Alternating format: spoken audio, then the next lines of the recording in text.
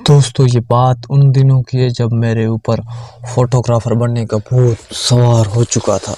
पिताजी से मैंने लड़ झगड़ कर मैंने एक निकॉन का कैमरा आखिरकार खरीदवाया था। उन दिनों में अपने आसपास दिखने वाली हर जगह, हर वस्तु और इंसान की तस्वीरें लिया करता था और खुद को अंदर ही अंदर प्रोफेशनल फोटोग्राफर समझने लगा था। पर मेरी हालत तब खराब हुई जब एक भयंकर डरावना प्रेत मेरे कैमरे से कैद हो चुका था। पहले तो मुझे लगा कि वो सिर्फ एक ब्लैक इमेज है, पर गौर से देखने पर मेरे तो रोंगटे खड़े हो गए, क्योंकि उसमें मुझे धुंधली धुंधली दो आंखें दिखाई दे रही थी और वो आंखें गुस्से में कैमरे की ओर ही देख रही थी, या फिर ऐसा माने तो कैमरे में घूर ही रही थी। डर के मारे मैंने फौरन वो फोटो मेमोरी से डिलीट कर दी और कैमरा अलमारी में रख दिया। तभी करीब रात के 2 बजे अलमारी में हल्की हल्की आवाजें आना शुरू हो चुकी थी। ये आवाजें सुनकर मैं तो डर के मारे चौंक गया। मैंने डरते कांपते अलमारी का दरवाजा खोला तो देखा कि मेरा निकॉन का कैमरा कवर से ही बाहर आ चुका था और कैमरे ने मेरे सामने फोटो क्लिक कर रहा था। यह एक दिल दहला देने वाली घटना थी दोस्तों। मैं फौरन वहां से भागकर कमरे से बाहर चला गया और पूरे घर को भी जगा दिया। ये पूरी घटना सुनने के बाद मेरे पापा ने रूम में गए और उन्होंने वो कैमरा अपने हाथ में लेकर मेमोरी चेक करने लगे, पर उसमें से मेरी कोई तस्वीर उन्हें नहीं खींची हुई मिली। तो पापा ने कहा कि ये तेरा भ्रम होगा बेटा, सो जाओ। अब ये बात सुनकर मैं भी सोचने लगा कि चलो ऐसा ही कुछ हुआ होगा।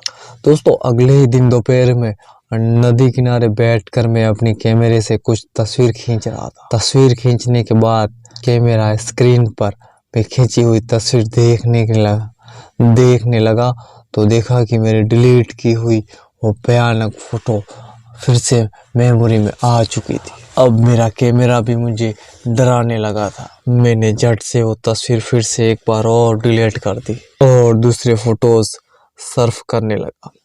उन फोटोज में से एक और तस्वीर देखी तो मेरे हाथ पांव फिर से एक बार और दोस्तों भयानक तरीके से कांप जाते हैं।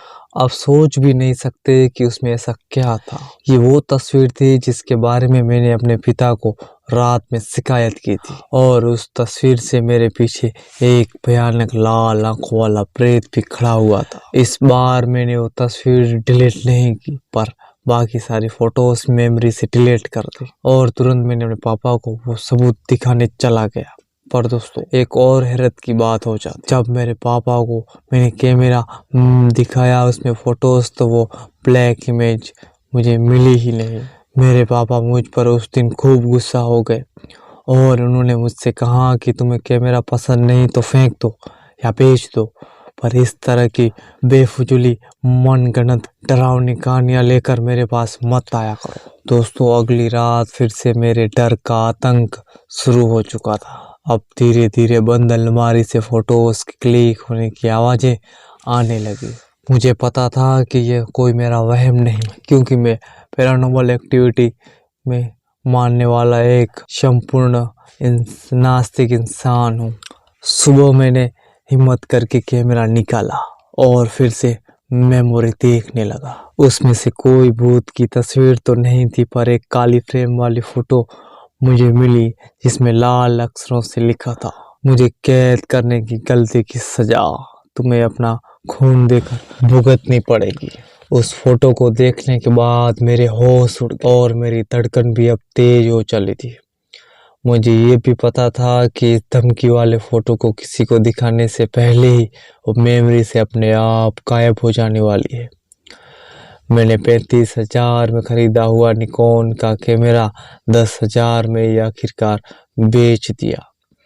मुझे पता नहीं पर कैसे मेमोरी की वजह से उस कैमरे में वो भूत कैद हो गया था, पर शायद वह प्रेत यही समझ रहा था कि मैंने जानबूझकर उसे कैद कर दिया। जब मुझे फोटोग्राफी और कैमरे के नाम से अब चिढ़ होने लगी और हर वक्त डर लग रहा था कि कहीं कैमरे वाला भूत प्रेत मुझे कोई नुकसान ना पहुंचा।